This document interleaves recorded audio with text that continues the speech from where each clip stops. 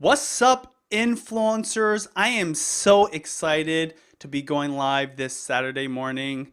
Welcome to our channel, Video Influencers. I am Benji Travis, and you guys know we love what we do here. We love helping you guys build your channel because it's all about building your influence, income, and impact with online videos. And today we've got a very exciting broadcast because we've got a special guest.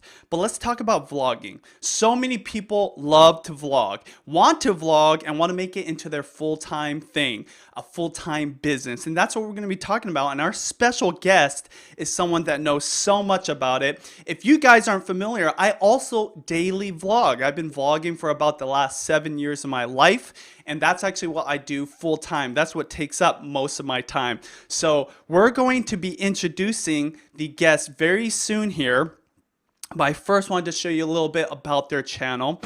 They are J House Vlogs. They've got 1.6 million subscribers, over 1.4 billion views, which is ridiculous because that's a lot of views. Works with huge brands like Canon, Hasbro, Audible. Obviously, they're full-time vloggers. You're going to see Jeremy, our special guest today, on here, and he's been able to make this into a full-time business. And I know a lot of you guys want to actually do that, and I've actually been able to meet Jeremy when he was just at 15,000 subscribers. So excited, just like so many of you guys, like wanting to make this full-time thing. I mean, a lot of people that get pumped up at the very beginning, but it's rare to find people like Jeremy who have not only made it a successful thing in their channel, in their life, but was able to get to 1 million subscribers in less than 3 years. Now, I actually think it's almost 2 years, but he's a very humble guy. He doesn't want to, show off or spout off wrong numbers. So without further ado, I want to introduce you to one of the most successful vloggers I know, Jeremy Johnston of J House Vlogs. What's up, Jeremy? Hello. Thanks for having me on, Benji. Yeah, thank you so much for being on here. Share with the audience a little bit about yourself and what your family does on YouTube, and kind of like, what interested you in getting into vlogging. I was a kid growing up in the 80s and 90s, and I remember when we got our first VHS video camera, you would hold it on your shoulder. Oh, yeah. Yep. And me and my brothers would make videos, and we loved it. When I was about 12 or 13, my parents got divorced, and that was really hard for me. And I remember going back to our home videos of our family, and it kind of became a cathartic thing to keep making videos and to do more of that. And so I made tons of videos growing up, and I loved watching home videos. Yeah. That was just a regular thing I would do, is go back and watch some of our classic family memories before my parents got divorced. And I wanted to go into filmmaking, but as I got into the industry, I saw that there was a lot of control over you, and it was a high ladder to climb and not very good for a long time. So I decided not to do that. But then later, when I found family vlogging as a genre, I realized that I could fulfill the things that I loved about filmmaking without the negative sides of it, and have control, autonomy, and the ability to influence people the way that I had hoped to when I wanted to do filmmaking. Yeah, that's awesome. And one of the things I love about your guys' channel is I can relate to it because we're putting our family out there and we're having fun with life. But we try to just show our family lifestyle in the most organic way possible. One of the things about your intro you guys talk about is like, you're not trying to tell people how to like live life, right? You're just living life the best way you know possible and just broadcasting that out. And to be able to do that and make that into a full-time business is very tricky, right? Because not everybody's going to want to watch your family, but there's a lot of best practices when it comes to vlogging. So I'm excited to dive into it. If you guys don't know, you guys have to check out J House Vlogs. It's an amazing channel, great example of a family vlogging channel, and their content is awesome. But Jeremy, let's jump right into that. About vlogs, what are some of the things that you would like to share with our audience about the best practices? Because a lot of people are jumping into vlogging even now, right? And a lot of people think it's too competitive, it's too late. I absolutely think that it is not too late. I think there's a lot of opportunity here, but there's things that you need to focus on when you first get started, because it's important to, pursue quality while also having quantity while putting up vlogs on YouTube. I think the biggest first step is the why. Hmm. Why do you want to vlog? If you think that this is a get rich quick scheme, you're wrong. This isn't, because what's hard in our culture is you can hear about these people who are making money doing something and assume that it's really easy. Yeah. But vlogging is something that you would have to have a strong enough why to do it when it's 2 or 3 a.m. in the morning and you are trying to post that next video and you're Yep. tired. Yep. And so for my wife and I came to her after I saw my very first vlog. It was April 2nd, 2014. Hmm. And Hmm. it impacted me so strong that I went to her immediately and said, I know what's going to change our life forever. We're going to do family vlogging, this thing. Yeah. And she wasn't interested. We didn't start until September 18th of that year. And so we had a long time to discuss it, to decide why we wanted to do it or not. We debated back and forth a lot and we prayed a lot about it. And it wasn't until all of that time that we decided, yes, we want to do this. Here's why we want to do it. This is what we're trying to accomplish. And we were agreed on it together. Then we were able to move forward. So I think that has to be the first step, is clear purpose of why before just jumping into it. And it shouldn't just be to make money. Yeah, absolutely. This is a thing. I love that you start off with this because you and I both know starting a YouTube channel in general can be very challenging, right? A vlog channel, especially a vlog channel in the family vlogging space. So, like, you need something that's going to keep you going when it's challenging. When I first met you, right, in Seattle, Washington at Vlogger Fair, correct me if I'm wrong, that's where we met, correct? First time? Yes, yes, Yeah. that was it. I remember you literally were at 15,000 subscribers and you're telling me about what you want to build. Obviously, I was already a family vlogger at the time, but you were running a full-time practice, right? Like you had a business you had to run while having a family, while vlogging. Let's talk about that because I think that's one of the number one challenges people have is, how do I spread out my time? Where do I prioritize? How do I make vlogging work for me, whether for my family as a family vlogging channel, or maybe you're a business person trying to start any channel in general, because that's one of the things that amazed me about you was not only that you were able to grow as quickly as you did, but the fact that you were able to get into this while you still had a really busy life. I had a full-time law practice. I'm an attorney. And so during the day, I was practicing law Yep. and I would edit late into the night and early morning. And I remember one of the important things was we committed to trying to post every day. And that was really, that was pretty much the way that all vloggers were doing it in 2014 when we started. And so we felt like if we were going to get in and try to, grow in that atmosphere, in that environment of family vlogging, that was what we needed to do. And so we did that. For the first 9 months, we did every single day we posted. And it wasn't until that 9th month when my wife and I decided that it was going to be healthier for our family to take 1 day off. And so then we started doing just 6 days a week, but still that's 6 days a Oh week. yeah. That's Oh yeah. Christmas, that's every holiday, Valentine's Day, every night you're working. And it's interesting. I don't think it's an accident that most of my friends that are YouTubers are kind of workaholics. They're pretty competitive, and that doesn't come off a lot of times in the content. But when you're interacting with them in the business world at conferences, you see that there's a strong drive, and we may seem kind of laid back about it, but none of the people I know who are YouTubers are laid back about that drive and their work ethic. Yeah, I love that you brought that up because, even though we're living our life and we're having fun, don't forget that this is hard work. You guys, this is something that I can tell you, Judy, when she first started just her YouTube channel in general, she would have 2 jobs. She had 2 jobs. She was going to school full time and she was working on her channel like at 6, 7, 8 at night, all the way to like 1 or 2 in the morning. And then she wanted to start daily vlogging. So we did that together, right? And I had my own business at the time as well. And what you brought up is a good point for people to understand that regardless of people's ambition or different drives or different goals, the point is even if you've got a business or a career or a job or a family or other things, you're gonna have to put in extra time to make this happen. But it's all worth it, you guys. It is all worth it because when you do build your influence, you have an opportunity to build your income. And I just want to let you guys know we are going to be diving into that. Just want to give a shout out to Fashion Informant, Journeyland, Frankie, Mark, some of you guys in the chat area. Leave a comment below. Hit like if you guys are interested in vlogging and loving this content.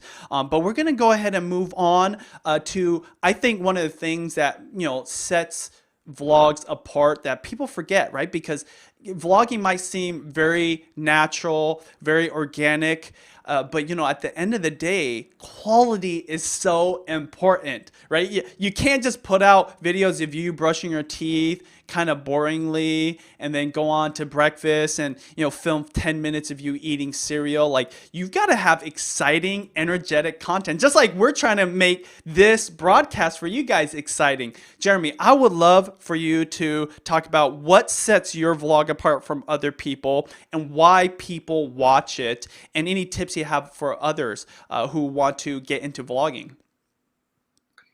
So other things we considered when we were deciding if we should vlog, and I would recommend this to anybody who's considering, is what are the ingredients of people who tend to succeed at vlogging? And one of them is that you're energetic, articulate, a storyteller. And for us, those are things that Kendra and I considered, like, do we have the skill set that works here? Because there's a lot of different styles of YouTube. There's a lot of different things you can do on YouTube, but in vlogging in particular, you have to have those ingredients.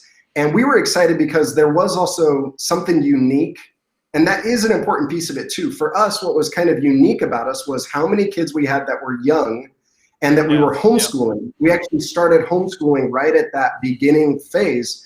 And so a unique piece of our vlog was that it was kind of like Mr. Rogers' Neighborhood meets Casey Neistat, because we were educating our kids and sharing that piece of it, and you were seeing these 8-year-olds and 6-year-olds and 4-year-olds articulating back and interacting back. And we've been blessed with very articulate children.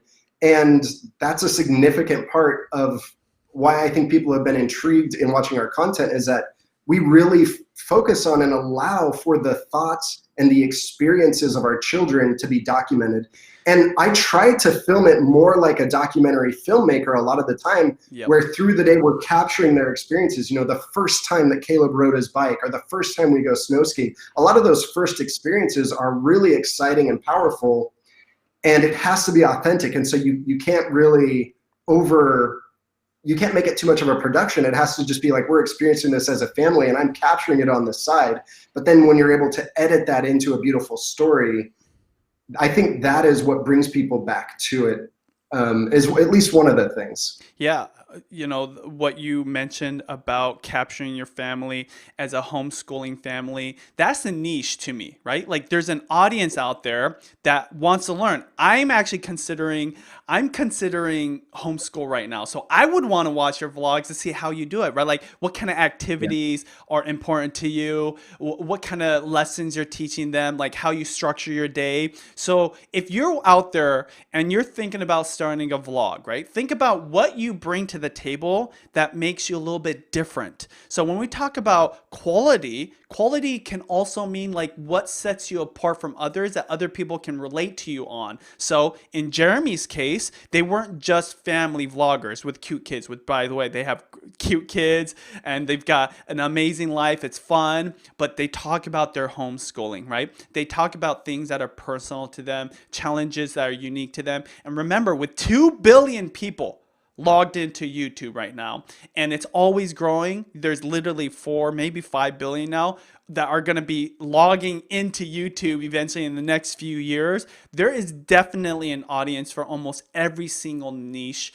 It's hard for me to think, like, because I'm finding new niches all the time, and I love that you shared that with us, because again, a lot of people think it's too late, it's too competitive. The more unique you are, the more that your life is different, the better it is. And let's just be real, everybody's got something different about their life that makes them unique. So there's no excuse. Like, you can start it. But let's talk about a couple strategies. You know, this is the thing with vlogging specifically. It might seem organic, but you can maybe set yourself apart and, you know, pursue quality, have good camera, have good lighting, editing skills. But there's certain strategies I feel work. Now, Jeremy, I would love for you to correct me if I'm wrong or tell me what your thoughts are. Right now on YouTube, there's 3 things that we're suggesting people work on. Number 1 is content. You've got to have quality content. So if you're a family vlogger, make sure it's great content that other families would love to watch. Secondly, that thumbnail has to be fire, right? That's the image that sets you apart from other videos when people search. And the third thing is that title. That title needs to be catchy. Anything you want to add to that, correct on? Because I know for us, we literally not only obviously try to vlog and put out quality content, but Judy will spend at least like 20 minutes working on that thumbnail. And then sometimes another 20 minutes like, honey, what do you think I should title the vlog today?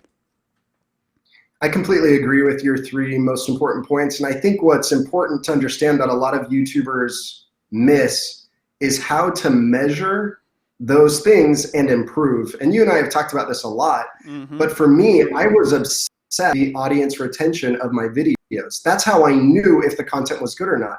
If people start watching and then it dies down to 10% for the next 8 minutes of a video, that's not good content. So knowing what is good content and then being able to replicate that and say, this is what people are wanting to watch on my channel, and measuring it and getting better at that. If you can be learning all the time and improving all the time and know what measurements to look for, you can improve on that. And that goes the same for title and thumbnail. And we are constantly trying to improve our title and thumbnail. There's even times where we've gone back to old videos and changed the title and thumbnail and saw huge growth. You know, oh, we got 1 million views on this in 3 months when it was getting nothing, and it was all because of a title thumbnail change.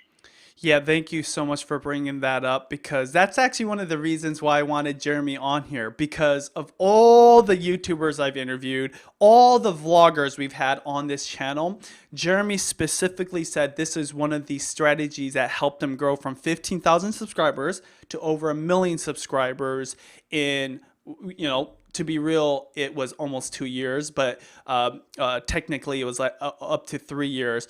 But looking at your analytics, right? That audience retention, that's where things drop off when people are watching. If you go in your analytics, you'll see there's a graph that shows you when people are watching and when that's going down, when that's going down. What Jeremy was doing was looking where it dropped off.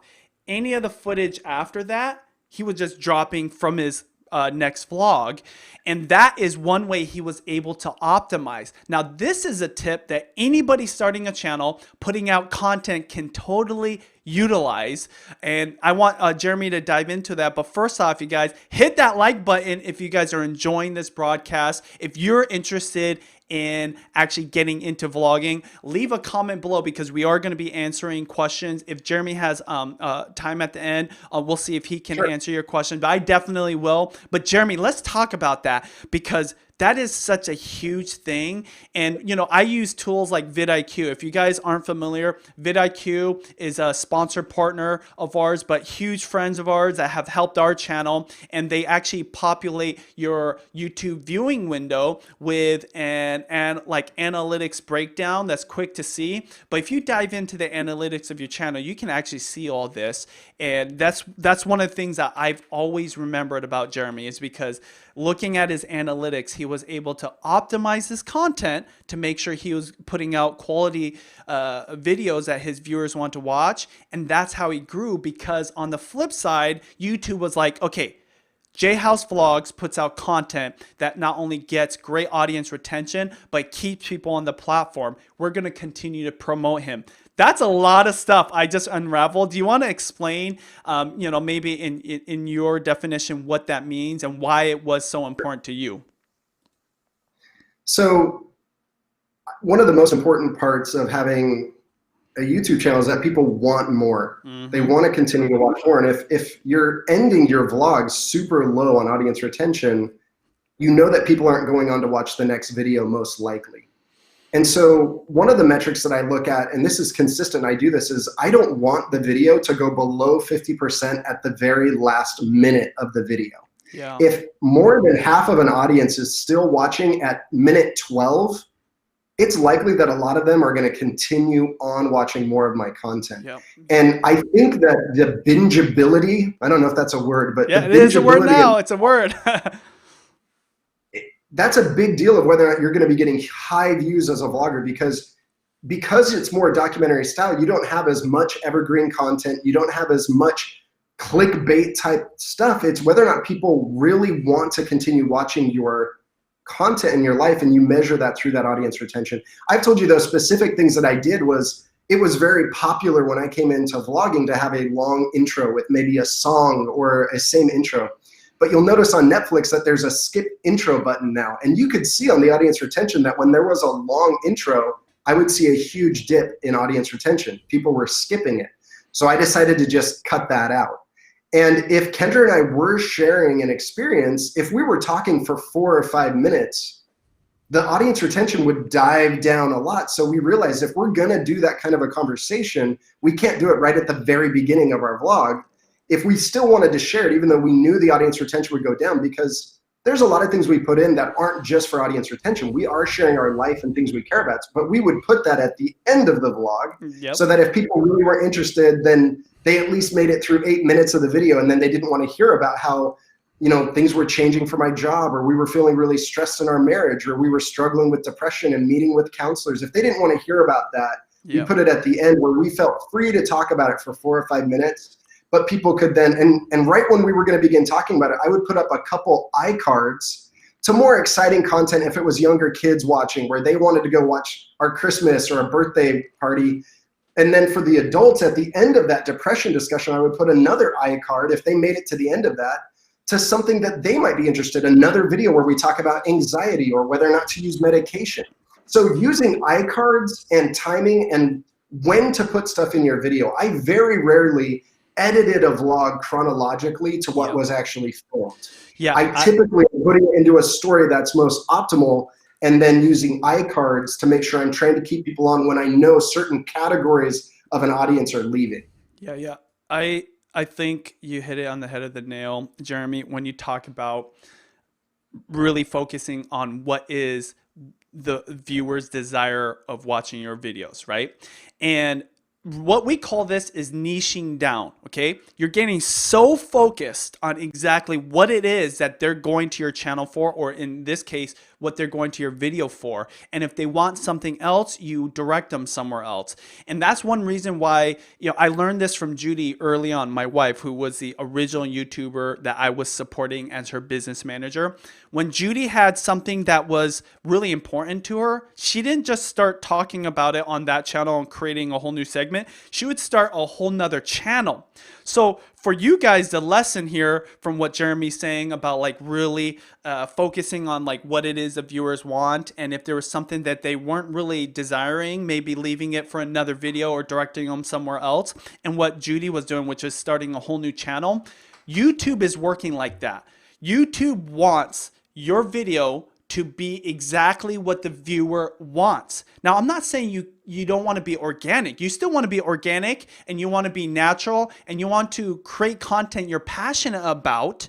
But you know what? When you start having that change in your life and you're like, I want to start talking about that, and it's such a drastic change to what you're already putting out, it might be time to start a new channel. And this is why it's so important, you guys.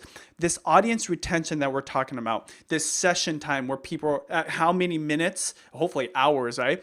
People are watching your time or your vlogs is so important, because that's how YouTube's algorithm gauges, is your channel, your content relevant for that person. And if people are dropping off within like the first 30 seconds because they went to your videos and it's not what they want, then it actually hurts your channel.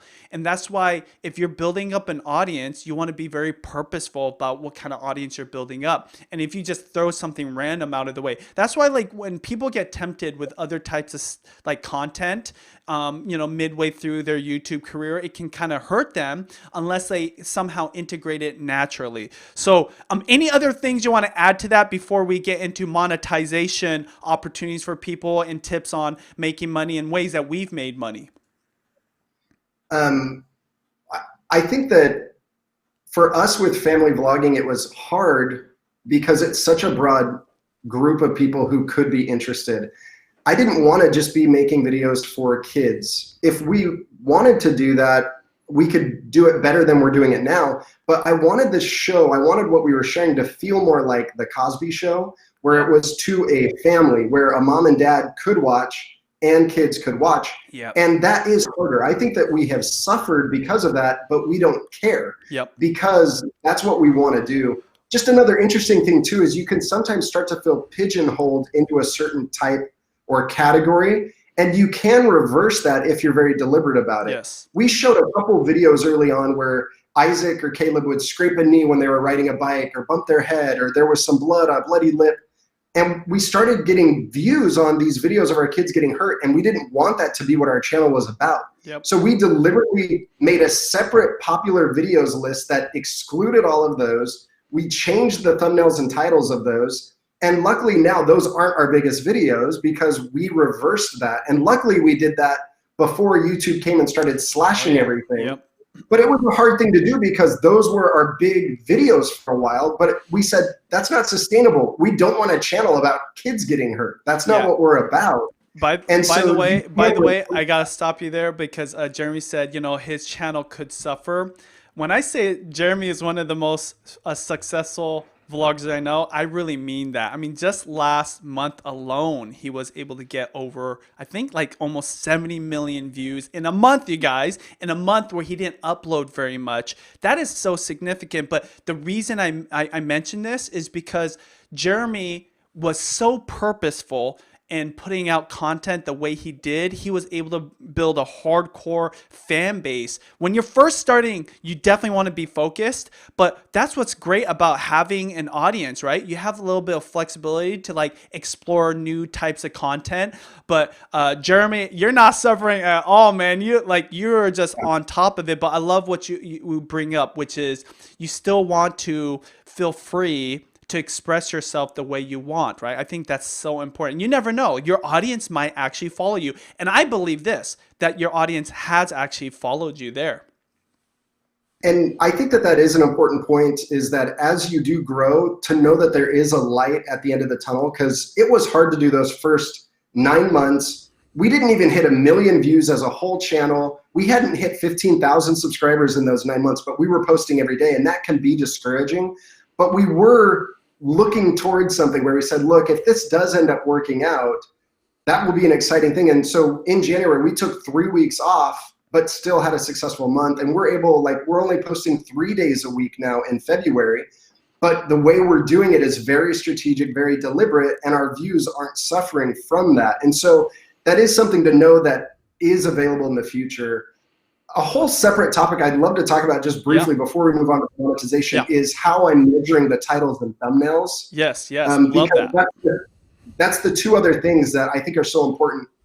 A lot of times you'll hear business people and entrepreneurs talk about the 80-20 principle. There's a fancy name for it. I can't remember what it is. I forgot. But the idea I know what you're talking about. Yeah.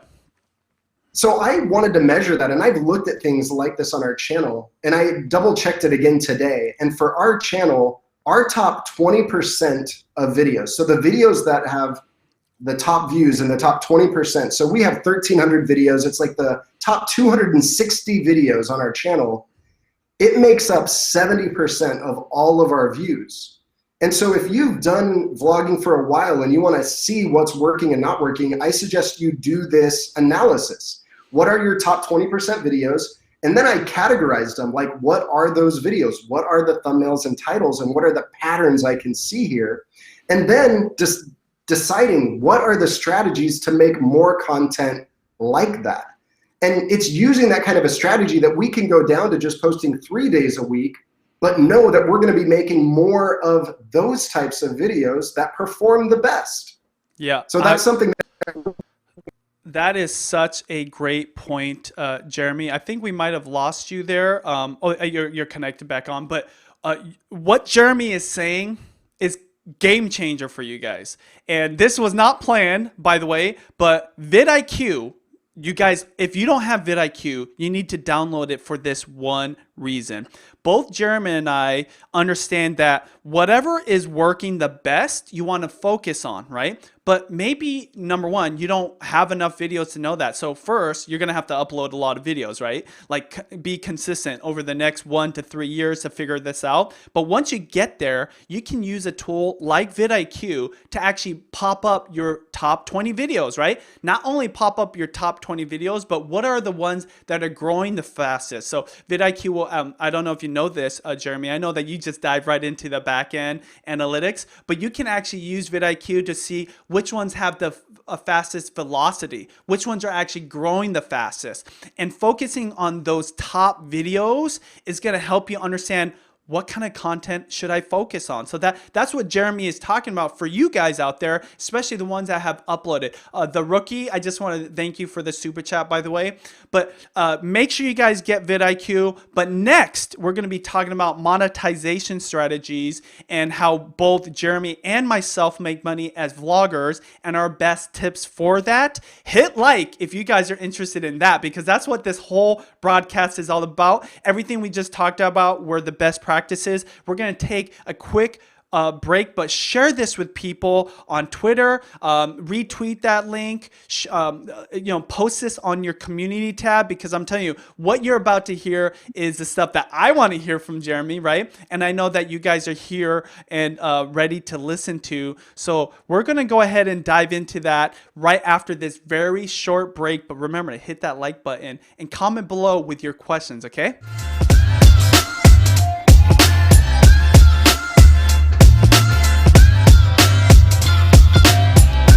This video is brought to you by VidIQ, the #1 Chrome extension for YouTubers looking for on-point data analysis, research resources, and enhanced video creator tools. Start getting more views in less time today by signing up for free at vidiq.com/influence. That's vidiq.com/influence. Boom. I am so excited. Thank you again, Jeremy, for being on here. You are such a wealth of information, and we're going to be talking about wealth creation here in a second. But you guys, if you are interested in vlogging, just know that Jeremy jumped into family vlogging when it was very competitive. He was talking about some of our colleagues, right? Some other channels that we know, and just how aggressive, ambitious they were. Jeremy was not that at all in terms of like when I met him, right? Obviously, he was hustling and working hard, and he was like looking at all the analytics and optimizing. But you know, one of the things that I remember with Jeremy was he was somebody that just was like wanting to soak up all the information, right? And he was very helpful. I remember there was some stuff going on back then, and because of his legal practice, was able to help some other channels. And you know, that's one thing I value about Jeremy, because he's really here to help you guys, right? Like he's busy, he's got a family, obviously he vlogs. So what Jeremy is talking about is very valuable, and I only want to bring value to you guys. So we're going to get into monetization opportunities, but the reason I bring all that up is if you guys are interested in vlogging, just know it's not too late. But the strategies might be a little bit different, right? Some of the basic principles to success are the same, right? You guys know in our book, YouTube Secrets, that we talk about these principles, but you know, you've got to be uploading a lot and consistently to be able to learn from your analytics using tools like VidIQ. But let's just jump into the stuff that people are here to listen to, Jeremy, which is making money, right? So we talked about all that stuff before because it's important to upload videos and get views, build an influence. Once you build up that base, the opportunities will come to you. And you know what? Actually making money doesn't mean you have to have 1 million subscribers like Jeremy. You can actually have a small channel, work with smaller brands or local businesses, and we're going to be talking about some of that. But the first thing is this. Everybody knows, Jeremy, that AdSense is the number one way to make money. If you guys don't know, AdSense are those commercials that Google play in front of your videos. Anything you want to briefly talk about that? Because I know you're crushing it on that end, but you get a lot of views. And if you guys don't know, Jeremy's getting at least 50+ million views every single month. And it's one way that vloggers do monetize. But any thoughts on that before we move into the other things? I think it is important just to realize that that is, for us, that's been the primary source of income, and that's allowed us not to have to do so many brand deals. And a lot of times people treat AdSense like it's not really a way to make money, and I've always been confused about that because it's been the primary source for us. And so whenever you hear people downplaying it, I think it's a worthy goal to shoot for because it's a residual income source that continues to grow over time, even when you're not working, right? If you have good base, a good library of strong evergreen videos that are getting views all the time, and you're building that base, it continues working for you all the time. So I'm sad when I hear so many people undervaluing it because it's such a worthy goal to be working towards. Yeah, I love what you said. It's evergreen income, you guys. What that means is, because YouTube is a search engine, if you're building content that people want to watch not just today, but a year from now or 3 years from now, video influencers, the stuff that we talk about on this channel, will be relevant years to come. So like that AdSense that you get off of Google is really important for like building that base. We know that not everybody will become daily vloggers with like tens of millions of dollars, but absolutely, if you build the right type of channel with the right type of videos that will live on for a long time, this can be a very significant way to make money. And I can tell you too, Jeremy, Judy and I, we've been vlogging a long time. I think we're like up to 3,000 vlogs. We also benefit from that evergreen income. And totally, you guys, if that's the number one way that vloggers make money, when you get to these levels and you have these kind of videos that get lots of views. But the second way is brand deals. So working with sponsors, I mentioned in the beginning that J House Vlogs, Jeremy's channel, has been able to work with brands like Hasbro, Canon, Audible. There's so many different brands, and I've worked with a lot of brands, and that's where a brand or a company actually sponsors you to have their product, service, or brand in your content. Anything you want to talk about on that end? Because I know on the legal side, there's a lot to consider when working with brands, because you want to make sure it's a great deal for you, and there's a lot of ways to make it even better than most people realize. I think the biggest thing is for people to understand what their value is. You think about brands, they typically, if they're going to be making a commercial, spend hundreds of thousands of dollars on cameras, directors, actors, sets. And then that commercial goes on TV and no one wants to watch it, right?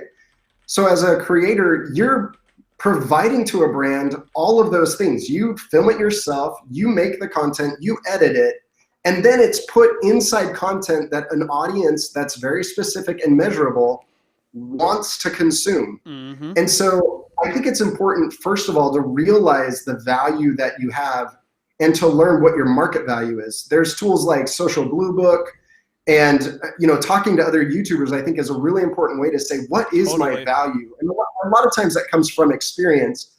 But as you learn your value, you're able to negotiate in a sophisticated way. If you need to get advice, hiring consultants or attorneys, I think, are things that are very wise to do. But it's hard to do that early on because your brand deal at first may only be a couple $100 or $1,000, and it could cost that much to get legal advice. So practically, it doesn't make sense to do that early on.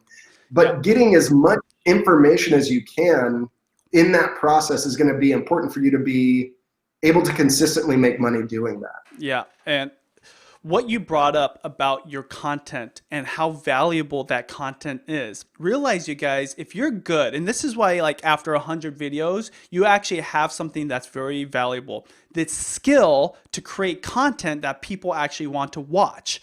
And brands, if they want to make content like that to sell their products or their service or just promote their brand, whatever their business model is, it would literally cost them thousands, if not tens of thousands of dollars. So even at the very beginning, you guys, value your content, especially if you have an audience behind it. I'm talking like even as low as like 5 to 10,000 views per video. If you've got an audience that's very niche and respects you and trusts you for a certain expertise, right? Or even as vloggers, maybe your vloggers, we're talking about homeschool, right? If you're a homeschooling family that's got 10,000 viewers every upload that are into homeschooling, if you work with a homeschool based brand or business, for them to create that kind of content and have the viewership that trusts them, it's actually a lot more than you think. And this is why I love brand deals, even when you're first starting out. Now, once you get to the levels of Jeremy and J House Vlogs, I can tell you, my wife and I, for the last decade, this has been the bread and butter of our business model. And, you know, everybody's different, right? Like different people have different ways, and that's why we're diving into a few different things. But it can be very lucrative. And what's great about the world of YouTube right now, so many brands are jumping into this space, and they want to align with influencers. Influencers! I want to hear what you think about this, Jeremy. I believe influencer marketing will literally be one of the only ways to market in the future. And that relationship that you guys have, and this is why I've never really talked about this, and this is the first time we've deep dived into it, but vloggers and their communities are so valuable to these brands. Before we jump into the last two, any last thoughts on that, working with brands and how to, make sure to protect your value? Well, I just echoing what you said, a vlogger doing a brand deal is word of mouth marketing on steroids. Yes. Because it's that relationship. People feel like they're part of your family or they really trust you, and it is like word of mouth. The other thing though too is that you have to be careful not to oversaturate your content with brand deals. We've typically just done one brand deal a month, and we're getting reached out to, and so we have like a form email that we send back just saying, here's what our value is, here's examples of brand deals we've done, and we follow a similar formula for almost all of our brand deals. And the only exception is probably November, December. That is a higher marketing time because of the holiday season, and so we will do more during those months. But it's been really big for our family to just say, look, we don't need to chase down every deal, and if a brand isn't willing to pay enough now, that's fine. We're going to wait. And a lot of times brands that aren't willing initially to pay what we're asking do come back later and do that brand deal for more. So I'm happy that we're keeping our price that we feel is what we're actually worth, and we're not going under that. And so we're doing less deals, but we're making very good money on the deals we're doing. And we're working with brands we really believe in. Like Amazon reached out, Facebook and Google, those were some of our most recent brand deals. Or Shell Gas, T-Mobile, like it was all of these brands that we've already used and loved. And so it was very easy to just do those brand deals, especially when they were willing to pay the amount that we were asking. Yeah, so if you have ambitious goals, you guys, it's okay to reach for the stars, but just know that no matter where you're at, that there's so much opportunity right now, whether the AdSense or the brand deals. And we're going to jump into the last two here, briefly touching on this next one and then going into the last one that I really want to dive into. But, another form of income is obviously selling merchandise, your own products, right? So this is one of the easy ways that you guys can monetize your content even at the very beginning, just to get going. But selling your own shirts, your hats, mugs, whatever it is. If you're a channel about gardening, maybe you have your own gardening tools you're selling, right? When you're adding value to people, even as a vlog, right? See, that's the thing. A vlog doesn't have to be a family vlog or like a daily vlog like Casey Neistat. A vlog can be, maybe you're a businessman vlogging about your journey building your business, right? Maybe you're vlogging around your hobby. I mean, I look at almost all YouTube videos where like the personality is a focus as a vlog, but you know, selling merchandise, your own products, it's something you can literally do from day one. We're going to dive into the other thing next, but anything you want to add there, Jeremy, because I know that you and I both focus on different things, but I have had some experience selling product, you know, not necessarily like my dream to have like shirts selling like 1,000 a month out of my garage, but it is definitely lucrative for people, especially at the beginning. My wife and I have been really perfectionistic about this, and it's been hard for us because we've had several ideas of things we wanted to do, and we've been too perfectionistic to actually get it off the ground. But we've seen other friends of ours do really cool things like cookbooks or clothing lines or things like that. But we hope to eventually do that where we're doing something unique and valuable to our audience. So it's something we're excited to continue to look into. But it's hard as an influencer, as you grow and you're doing brand deals and you have a large audience, picking and choosing which things to say yes to and no to is really hard. And you can say yes to too many things to where your quality really starts to go down. And we don't want that to happen where we're just throwing out products that we're really not proud of and it looks like we're just trying to make more money off of it. You know, we really want to say what's something of value that we can offer to our audience that makes sense with what we're sharing on our vlog. And it can take time to figure that out.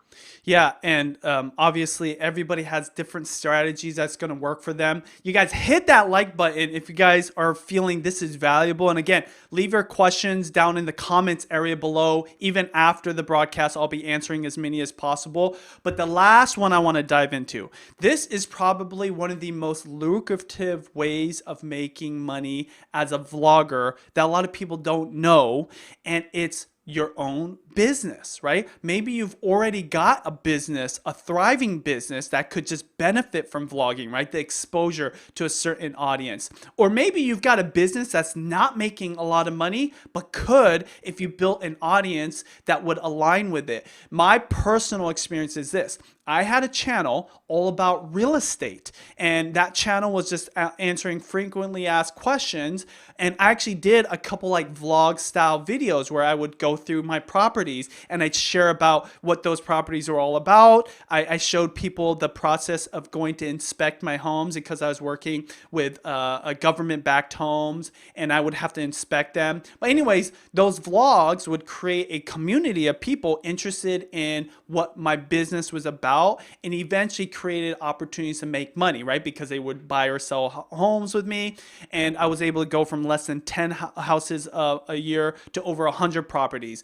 I would love for you to share your experience, Jeremy, because that's kind of how you and I probably connected the most. We were both businessmen trying to get into this vlogging space, and even though we both have fallen in love with family vlogging, and that's what we do with the majority of our time, we were able to, you know, promote a business with our vlog channels. Anything you want to mention on that, because I think it's a powerful story. So I had a law practice, and it's really hard to trust a lawyer. And you look at all of the advertising that lawyers do, it's pretty bad. And one of the things that motivated us early on was this idea, well, what if we were able to build trust and people were able to see our life, and then they knew that if they had a legal need, they could come to us and already have trust in me as a lawyer. So we started Johnston Law about a year ago, and it's been very successful. We've been able to help a lot of people. And not only have we been able to have success because of the trust that we have from people who have watched us, but also the skills that we've learned in making videos, looking at analytics. One of the main ways we're marketing is these Facebook ads. And it's the same principles as vlogging, telling a story, looking and learning from the metrics and trial and error. And so those are the same skills that we're using. And the law firm has been very successful with just year one. And it looks like it's going to continue to thrive based off of a lot of these same principles. Yeah, and by the way, you guys, this is a really long broadcast, but hit that like button if you guys feel like what Jeremy is sharing is valuable to you guys. Jeremy, if you got to go, just jet out anytime, even you completely freeze or whatever. All right, but what I love about Jeremy's story is he went into this because he wanted to go from his law practice to family vlogging and just crushed it, but in turn was able to support his business that he left, right, to make it even more lucrative. And that's the final thing I want to mention here, you guys, how amazing this platform is and this audience. Remember, the audience is global, right? You can get viewers from all over the world as a family vlogging channel, as a vlogging channel in general. But remember, you also have an audience locally. So you can grow your audience to potentially millions of followers. But what are you doing in your own town, in your own city that you could be supporting? I can tell you my life has been really blessed because of the opportunities I can afford. My little girl's waving at me. The things I can afford my business in my own town, right? Because of my influence. And that's the last thing I want to talk about that just last minute, Jeremy and I, before we got on here, was talking about, because the best practices that you actually learn from doing this, right? Even if you go for 3 years. By the way, this is going to be a hard for a lot of people to swallow, but just know there's light at the end of the tunnel. Say you do this for 3 years and you don't become like a successful daily vlogger or a family vlogging channel. What you're going to learn in the process can actually influence success other places. You know, that's why we named this video influencers and not YouTube influencers, because video is dominating digital space, and what you do to be successful here can actually be applied other places. And actually, I was able to do this on Facebook, and that's kind of weird to end this with talking about Facebook. But do you want to talk about that, Jeremy? Because a lot of people forget that, you know, like how to get people to watch content is universal. It doesn't matter where, whether it's Twitter, Facebook, Instagram, even that. People's attention is the same on all platforms. How they consume it might be slightly different, but there's a lot of strategies and principles that actually are the same wherever you go. Yeah, with our law firm, my brother Brent came in as my partner, and he speaks Spanish fluently. And he wanted to make a law firm that specifically serviced Spanish speakers in Kansas City. Mm-hmm. And with Facebook, you're able to make ads that target that very audience. And when you're able to see someone speaking Spanish, that was vital to them trusting us and knowing that they could come to Brent and he would understand them and be able to advise them in fluent Spanish. You can't do that with an image. You can't do that with a billboard. And so we knew Facebook ads was the best way, and we tested it and measured it. And so we made these Facebook ads that would be effective at capturing their attention, bring them to our webpage. We have a landing page that's for Spanish speakers. We have a phone number for Spanish speakers, and then they can watch the video of Brent speaking on the webpage. And so all of those principles are working together to make that work, that system. Yeah, I mean, you guys, this is the thing about YouTube. We're talking about vlogging specifically, but the different avenues that you can go down to actually reach what you call success or achieve the goals that you want this year and long term, I'm telling you, it's unknown. I'm actually looking at what somebody's channel who is on here, because I'm going to dive right into questions, you guys. And I want to ask you one question before, or a couple questions if you want to say on here, Jeremy. But we know that, you know, all this might seem like it's easy for us, but just know that we've been there, right? We know what the struggle is like. So this first question is from Journeyland, which says, asks, feel like I'm struggling with views and maybe it's something to do with tags or hashtags. I'm still new at this, but I feel I've got solid content, but I'm not sure how to get the word out there. Any suggestions for Journeyland, Jeremy? And of course, if you want, you can think about it. I can answer it. But do you want to take this? When I very, very first started, one of the things that helped us to gain some attention was participating actively in the genre.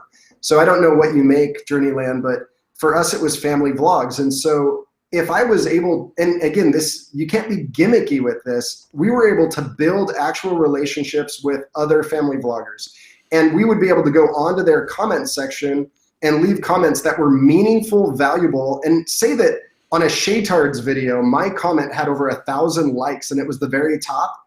A good percentage of people who liked that also clicked on me and came over and checked out my channel. And so that was just a simple way of being actively engaged in my genre online and having a presence, doing that on Twitter, Facebook, Instagram. That allows for people to find you that otherwise wouldn't. And that was an easy way early on to begin getting a following. Yeah, and Journeyland, by the way, I just went into your channel and just looked. Amazing content. Looks like you got a whole bunch of videos, but looks like you just got into it. I think like just a few months. One reason why Jeremy is a perfect person to be on here is because I met Jeremy when he was at 15,000 subscribers a year in. And how many videos had you already put up by then, Jeremy, would you say? It would have been over over 300 videos at that. So just know that, a basic standard is you really have to kind of put the blinders on for at least a year. At least a year. Now, you don't have to go all daily vlogger like me and Jeremy, but for a year, you've got to put up consistent videos, at least one a week, if not more. And from that, you're going to learn the answers to that question, Journeyland. And I believe that there's definitely things like what Jeremy suggested you can do, but there's nothing more valuable than looking at your own analytics, right? Being able to swallow your own constructive criticism and the suggestions of your followers, and do that for a year, if not 3 years, and you're gonna learn it. I rarely promise things, you guys. I rarely promise things, but what I will promise you is this: if you work hard at this, and you're real about the fact that you're uploading at least one video a week, if not more, and you do that for 1 to 3 years, and every time you upload, you're trying to improve. Again, this is another reason why J House Vlogs has been successful, because Jeremy was looking at his analytics and trying to find what is it that's working, what isn't that's not working, and then optimize the next upload, and learning from that journey and learning from the observations and improving. That's why at the end of the day, YouTube just wants quality content. The way you get quality content, maybe if you don't have quality content, maybe you don't even know that it's not quite the quality to people's standards, is you just got to get better. There's a couple more questions. And again, I want to be respectful. Yeah, go ahead. Can I do one more thing on that? I've had hundreds of thousands of people unsubscribe from my channel. And that's, for all YouTubers, a lot of people unsubscribe. We commented back to everybody up until we would get over like 200 comments per day, because we just couldn't do it. It was taking too much time.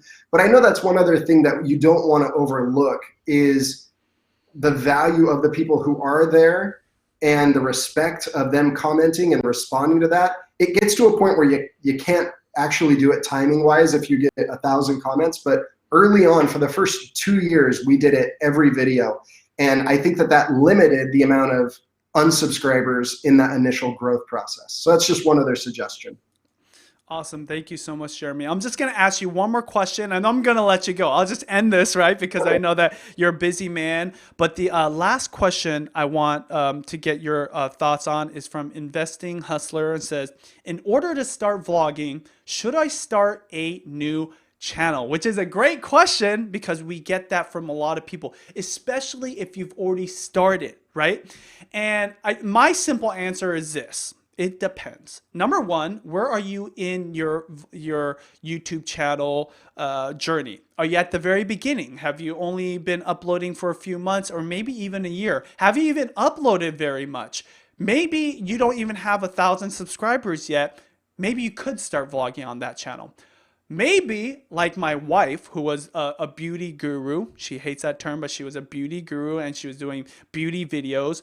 I wanted to start vlogging, and I suggested you start a secondary channel for that type of content. Keep the beauty channel about beauty. So she started her second channel, and ironically, that is bigger than her beauty channel now, right? And that's her full focus as a mom that's vlogging about her life raising kids. So depends on where you're at in your career. I don't think there's a wrong or right, but I can tell you most people, especially if you're already kind of deep into your career, that starting a new channel actually can be a good thing. But the last one thing before I hand it off to you, Jeremy, is channel authority is a big deal. And what that is, you guys, channel authority is if you've been doing this for a long enough time, your channel gains a certain authority, especially if you're successful at this, that it's hard to leave that. But just know this, you can gain it back, right? If you put out quality vlogs, quality content that people want to view over a long period of time, you can gain that. But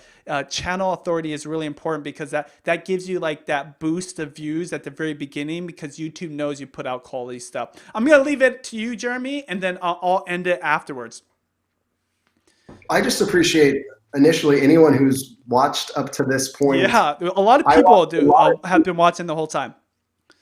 I watched a lot of stuff like this early on. Like Benji said, I was wanting to suck up as much knowledge as I could, and I was wanting to build those relationships and learn from people who had done it. So I really commend you for watching this and wanting to learn, because that is vital. So that's the biggest thing. I think it's true that with channel authority, it can be overwhelming. It takes a long time to get to that point. But that's the light at the end of the tunnel we're working towards. I would start a separate channel in my situation if I was doing vlogging, because vlogging audiences become accustomed to vlogs and they want that. And they get a little frustrated if you're posting something different. And maybe it depends on how different your other content is for the person who is asking. If your content as a vlog is very similar to what you're already posting on your channel, then maybe you can just do it all on the same channel. But if the type of content you typically post is totally different than vlogging and they're just very different, then you probably want to do a separate channel, would be my advice on that. But I appreciate you having me on, Benji. This has been a lot of fun. Oh, man, Jeremy, this has been one of my favorite broadcasts I've ever done. And hopefully we'll have you again on in the future. You guys, J House Vlogs. We're going to put the link down below, but if you just type in J House Vlogs into the YouTube search, you're going to find Jeremy's stuff. And what Jeremy's talking about is amazing really for any creator. And that's why I love having him on. That's why I've interviewed him in the past multiple times, you guys. So Jeremy, last thing you want to say or maybe share with the audience? I mean, you've already been sharing gold this whole time, but if there's something you want to promote, this is your opportunity to do so, and then I'll close it afterwards.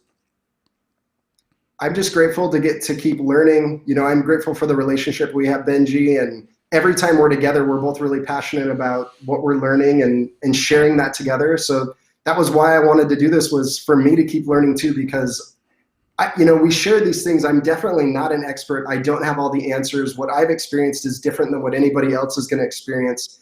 But I think the biggest thing I can give is just continue to learn from the mistakes and to continue to try. That's really the key to success on YouTube. Absolutely. And you guys, if you want to continue learning, go to the link below, VidIQ. That is a tool that I use to see my audience retention or watch time and all these other things. Like Jeremy was saying, your top 20. If you pay for the boost version, you'll actually get more analytics. The free version is perfectly fine. Just go to VidIQ. Like I said, the URL is down below. Pick up our book, YouTube Secrets. If you guys are interested in building a vlog channel or any kind of YouTube channel, we have the 7 C's of YouTube success in here. And you guys, we're helping you build your influence, income, and impact with online videos. Hit that like button one more time. Comment below your question.